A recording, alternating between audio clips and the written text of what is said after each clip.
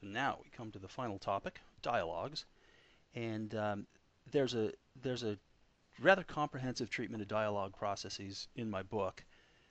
What I wanted to do here, since this is sort of tips and tricks session, I'm just going to drill down on two um, specific topics having to do with dialogues that I find particularly interesting and useful, and maybe, again, not obvious, so hopefully this will save you some time.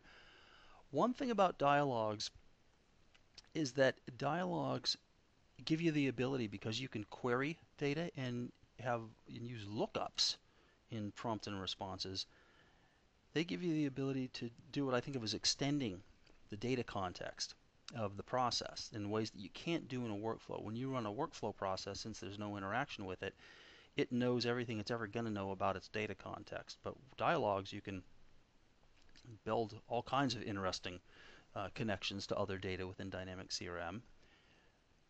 And in a sense, that's probably why it's harder to decide which entity you need to use for dialogues, because it doesn't matter as much. With dialogues, you might often use the user record type as the basic entity for a process. But then you can query accounts and contacts and products and users and business units and all kinds of things along the way. So you have a little bit more freedom and scope in deciding which entities you use to create your processes on. So what I want to do here is drill down on this issue of using whether you build a query, or use lookup. A couple of things I think of when I try to decide which one of those to use, and I'll show you an example in a second. Queries, if you build a query and then use it as a prompt, in a prompt and response, it's an option set.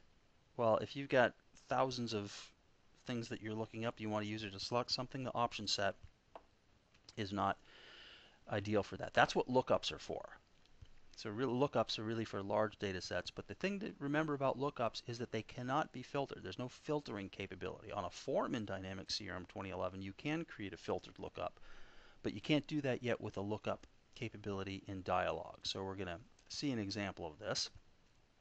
And then I want to show you an example after we'll look at that the first example that illustrates lookups and queries. But then I want to show you the same process done with a dialog as compared to a workflow. For example, copying records. I think this is a good way to kind of sharpen your understanding of how both of these things work and shed some light on the strengths and weaknesses of both. Sometimes dialogs is the way to go for something like that.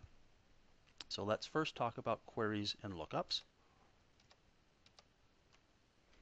And I will go here. And I have this lead referral process. Let's activate it. I'll run it so you can see what it does, and then we'll kind of dissect it a little bit here. Notice that this process is written for the user entity. So if I click Administration, Users, select a user, I'll be able to run this process, start dialog. And what this thing does, this is really just for illustration purposes, but here's a lookup. And it just lists the business. This is a lookup to business unit. And then if I select a business unit, what the next thing does, this is the result of a query. And what the query does is it dynamically substitutes in the business unit so that it can just show me the users only for, they say in this case, the commercial business unit. If I go back, select a different, look up a different business unit, choose retail. I've only got one user in this business unit. The dialog warns me that something's changed, so that's a good thing. If I go select the root business unit,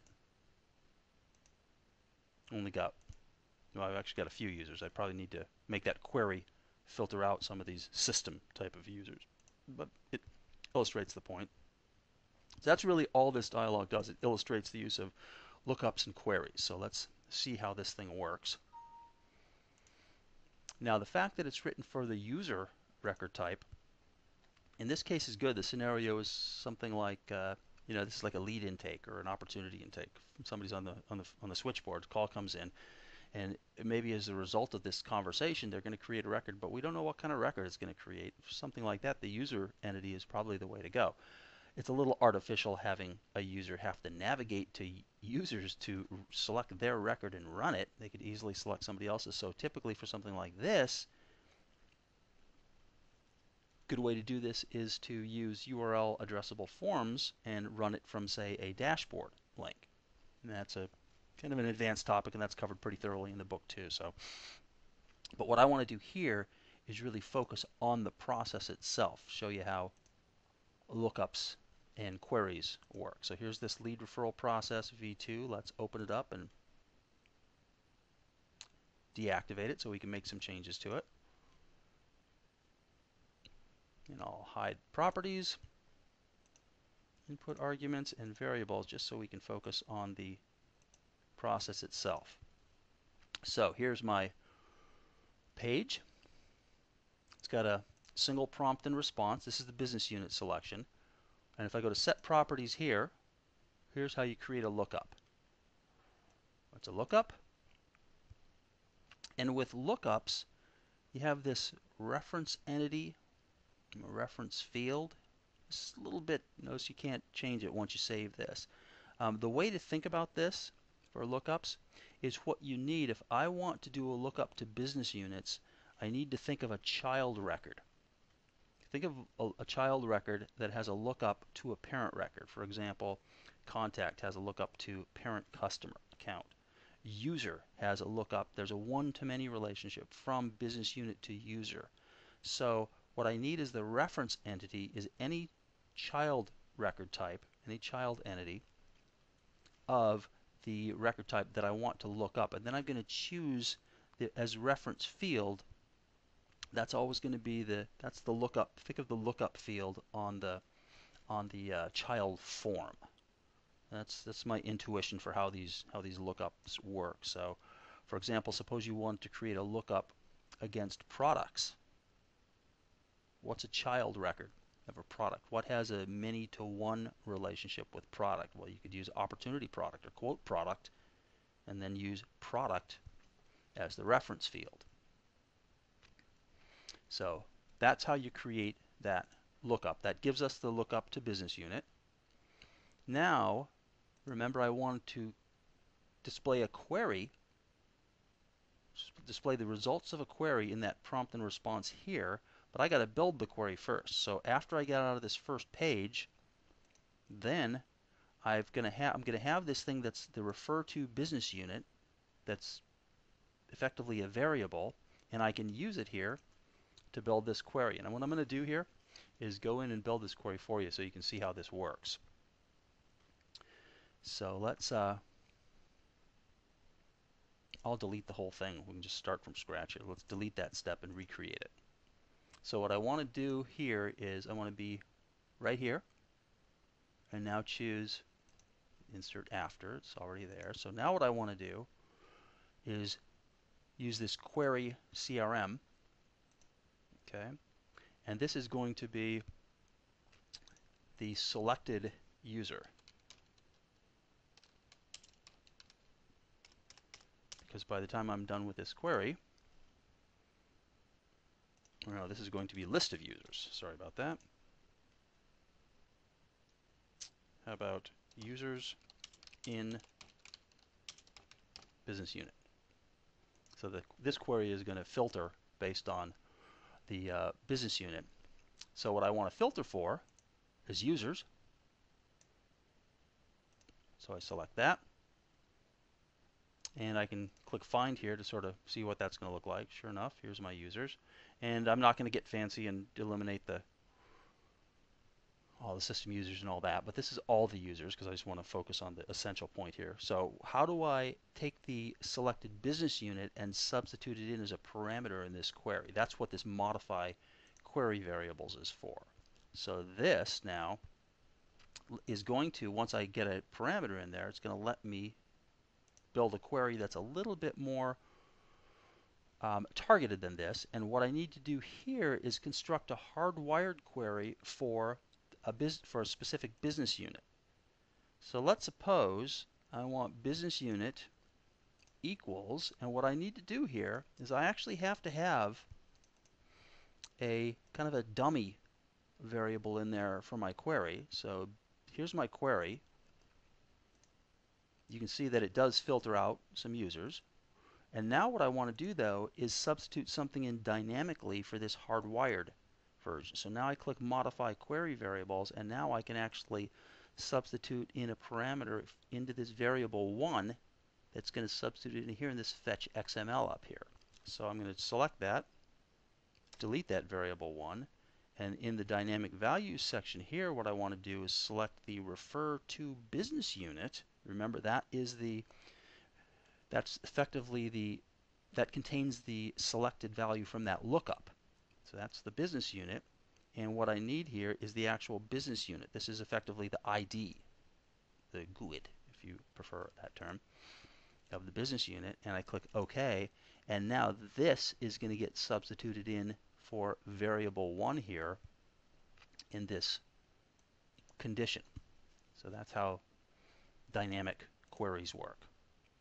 So now I've got the users in business unit list, and I need to rebuild this prompt and response.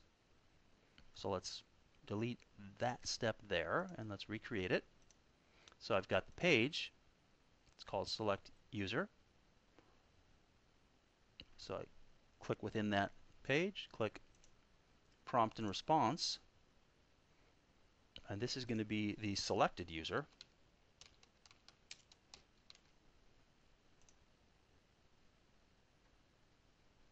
And the response type is going to be an option set. And rather than defining values myself, I'll query CRM data, and it knows that I've got that query because we just built it. There's my users in business unit, and full name is probably going to do the trick. We don't need title and main phone. There aren't that many users here. And I'll just say select the user to refer to. So referring a lead. That's kind of the idea there. So that's how that works. And that's one of the things that I mentioned in the live session was this, I think it does a pretty good job also of illustrating the importance of naming things properly in dialogue. Since in dialogues you have this interaction, you tend to create things early in the dialogue that you use later. So this refer to business unit thing here, this isn't just sort of a, convenience factor to name it that. I want to give that a good name because it gets used later, right? That was actually used in the set property step, remember, in that parameter, right? So I need to, really know what those things are later on in the process. Same thing here. So this is users in business unit, right? And that's going to be used in my query here. So the users in business unit is actually that's the name of the query variable here. So I want to be careful and give those good names. So that's how we do lookups and queries in Dynamic CRM 2011. We'll activate that.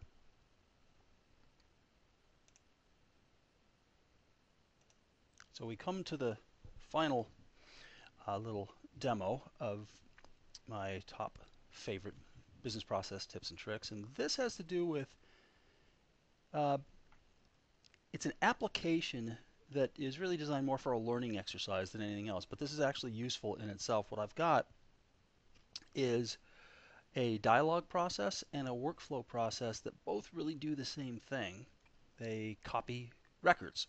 In this case, it's a goal record, and goal is actually a pretty good application of this. If I open up the single goal record that I have here in my demo CRM, goals are great, but one of the things about them is they're relatively time-consuming to create. There's a lot of stuff going on. You specify the time period and the owner and the metric and the period of the goal and the target, and you sometimes have to specify some of these things down here in the goal criteria.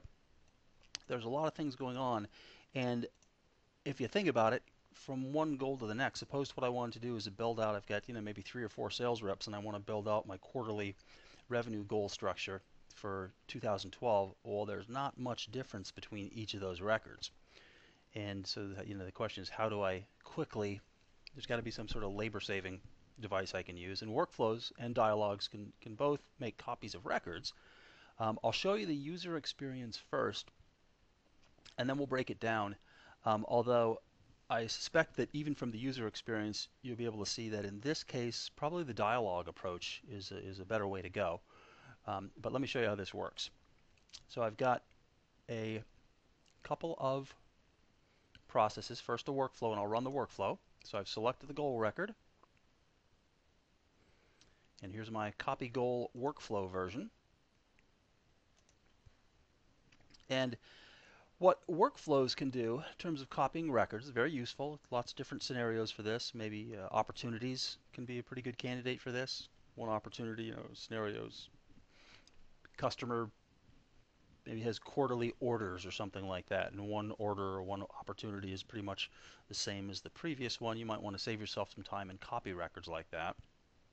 But what workflows do is, since there's no interaction, unlike dialogs, all they can really do is just make a copy of a record. That you can't provide any option for users to fill in or provide any information. So what I do, and you can see that the workflow ran, what I'll typically do is I'll copy all of the fields on the record, at least the ones I'm concerned with filling in, and then I'll kind of flag it. I'll use static text with dynamic text to put the name in there for the goal so I can really tell what the difference is. So now what I need to do to go in and say start this process is I change this to say get rid of that copy of, that's the text that the workflow put in there. Let's change this to quarter 2.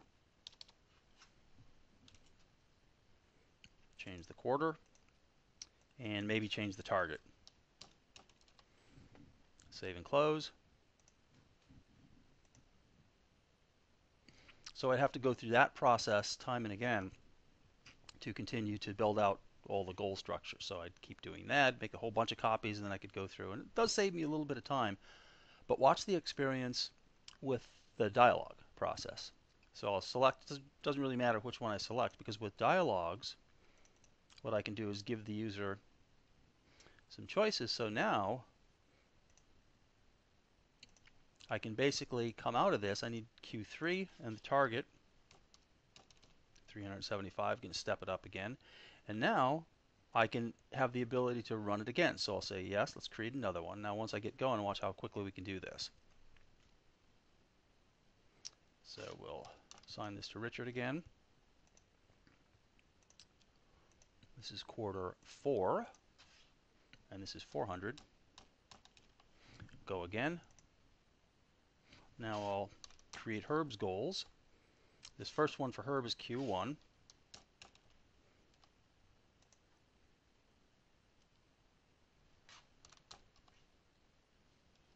Q2.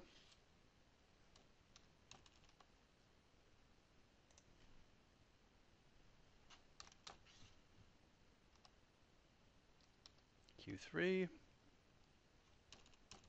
And we'll do one more.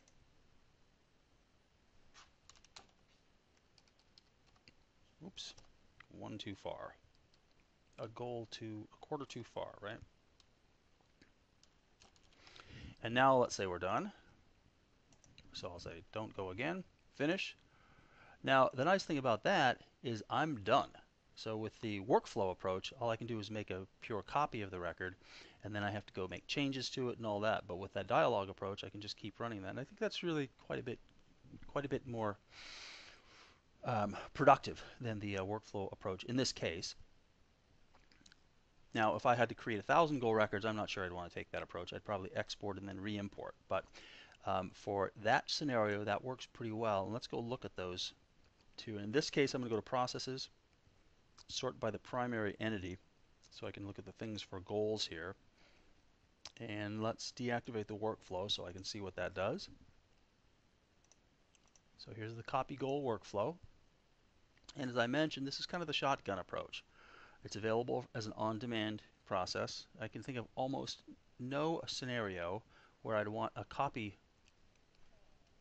record workflow to run automatically when a record is created. That'd be a good way to create an infinite loop, wouldn't it? So this is an on-demand process only, and this is just kind of standard bag of tricks stuff. Just one create step. That's all it does. We're creating a goal record, and we use dynamic values to just take the values from the record that was selected and substitute them into the corresponding field in the designer. So this is really pretty simple. Um, and the only change that I make is here, so I can tell which record was the copy. So then we just have to come in here afterwards and make all the changes to it. So the workflow approach is pretty simple. The dialog approach, open it up and deactivate it. It's a little bit more complicated just because we have a little bit more work to do. But I think as you saw in the user experience, it's probably worth it.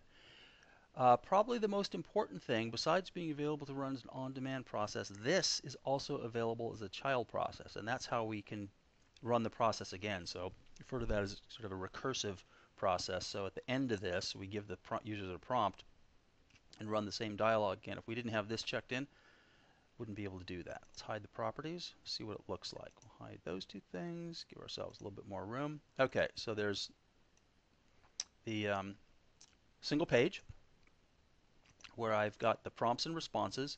So the first prompt is the owner, and notice I did a lookup here. In the previous discussion we talked about lookups versus queries. Well, this is a pretty good example of where there's no real value in having a query for this. So I can just use a lookup for this, and notice how we got the user. I just want to look up to the user record type, and the way I did it in this case, since the goal record is a child record of owner, of user, I use the goal as the reference entity, and the reference field is the goal owner. But it wouldn't really matter. Just keep in mind, I could have just as well done reference entity could have been contact, and the reference field could have been contact owner, because all I want is a lookup to the user record type. But just from kind of a readability standpoint, it seemed to make more sense here using goal. So that's the approach I took there. Here's my prompt and response for which period I want. So there's the goal period. There's the target. Pretty simple. Revenue target. Choose a single line response type with the data type of float. And then here's when I repeat, create another goal. So if I say yes to this, later on we'll do a conditional check to see if we want to repeat.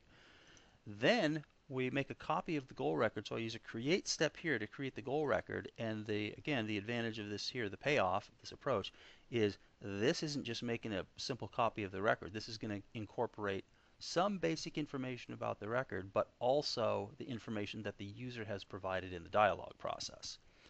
So we give it a name using the naming conventions. The goal owner, this, a good example of, I'll just sort of pretend that was empty and we'll fill that in. So if I was doing this for the first time, I don't want this to be the goal owner. That's the approach we have to take in the workflow. But with the dialog, instead of goal, I can get the owner, that's the local value, and then we're going to choose user, right? Because that is the record that we created. That's what stores the response for the lookup. So the selected user there is going to go right in there. So that's how we can do that. And then we do the same thing with the goal metric. This is just straight from the goal record, right? But this fiscal period, this is the quarter that was selected, right? The target, that's the response text from what was entered there. So anyway, when we're done with that, then we've got the goal record created, and then we ask them if they'd like to repeat. If the answer was yes, then we use the link child dialog to call a goal dialog. Here's our copy goal dialog. So this is the recursive part, and again, if we didn't have this as a child process checked in here, we wouldn't be able to call this down here as a child process, and we wouldn't be able to repeat the process as many times as we like. So that's how that worked. I think it's a good illustration of the strengths and weaknesses of both approaches. Sometimes when you have things that are comparable, it can be done. Workflow is the way to go. Sometimes goal. I will just mention one final thing here. One limitation of dialogs is they can only be performed on one record at a time. Workflows, we've already seen this, but I could run a workflow if I had any on-demand workflows that were published here, which they're not, I deactivated them. But I can run a workflow on as many records as I want. Dialogs I can only run on one record at a time. So that concludes the content that we covered in the live session on May 31st for the top fave business process tips and tricks. So you don't really get a chance to ask a question of me now unless you email it to me. So feel free to do that. Visit the blog or company's website, genium.com. And just can't resist closing with a special offer. My irrepressible publisher, Juliak, informs me that we've got 100 of each of those discount codes. So the first 100 people that use those for the print edition and the ebook edition respectively at the www.crmbizbook.com website. Purchase with those discount codes, you get 10% off. And like I said at the beginning of the live session, if you like the topics that I covered in this session, you're going to really love the stuff in the book, because the book is full of exactly this kind of stuff. So again, thanks for coming to the live session if you attended. If not, thanks for listening to the recorded sessions, and I hope to hear from you soon.